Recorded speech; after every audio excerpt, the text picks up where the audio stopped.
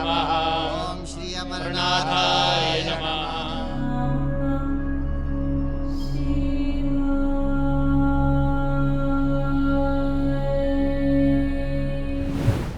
समुद्र तल से करीब 13,600 फीट की ऊंचाई पर बसा है बाबा बर्फानी का अमरनाथ धाम।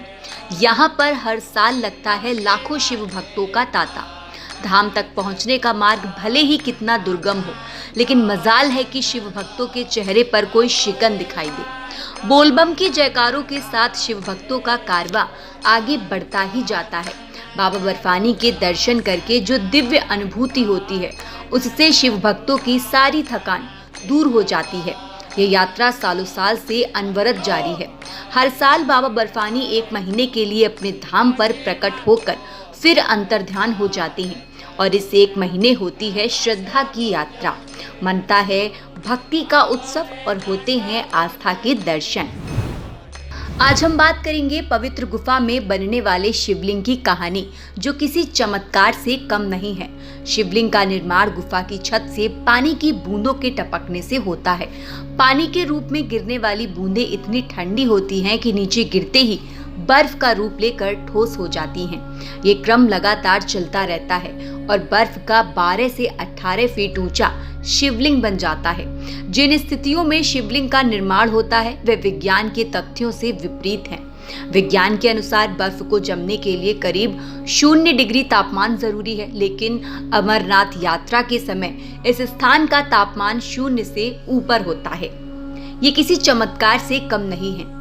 यहाँ की प्रमुख विशेषता पवित्र गुफा में बर्फ से प्राकृतिक शिवलिंग का निर्मित होना है। ऊपर से बर्फ के पानी की बूंदें जगह जगह टपकती रहती हैं। प्राकृतिक हिम से निर्मित होने के कारण इसे हिमानी शिवलिंग भी कहा जाता है।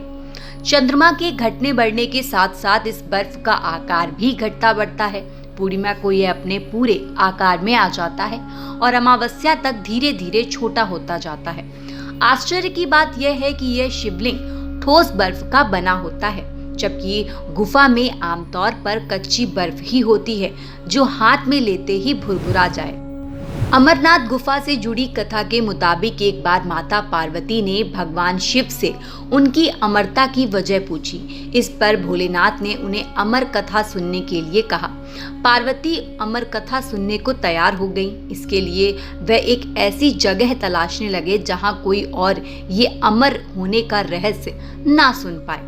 आखिरकार वह अमरनाथ गुफा पहुंचे। अमरनाथ गुफा पहुंचने से पहले शिव जी ने नंदी को पहलगाम में, चंद्रमा को चंदनबाड़ी में, सर्प को शेषनाग झील के किनारे, गणेश जी को महागुड़ पर्वत पर छोड़ दिया। इसके बाद शिव जी ने पार्वती को अमरता की कथा सुनाई, लेकिन कबूतर के एक जोड़े ने भी ये कथा सुन ली और अमर हो गया। आज भी कई श्रद्धालु कबूतर के जोड़े को अमरनाथ गुफा में देखने का दावा करते हैं। इतने ऊंचे और ठंड वाले इलाके में इन कबूतरों का जीवित रहना हैरान करता है। अंत में शिव और पार्वती अमरनाथ गुफा में बर्फ से बने लिंगम रूप में प्रकट हुए, जिनका आज भी प्राकृतिक रूप से निर्माण होता है और श्रद्धालु उसी के दर्शन के लिए यहाँ आते हैं। तो पवित्र गुफा की रहस्यमयी बातें आपको कैसी लगी, हमें कमेंट करके जरूर बताइएगा और ऐसी ही तमाम जानकारी के लिए बने रहिए हमारे साथ। देखते रहिए के न्यूज़ इंडिया।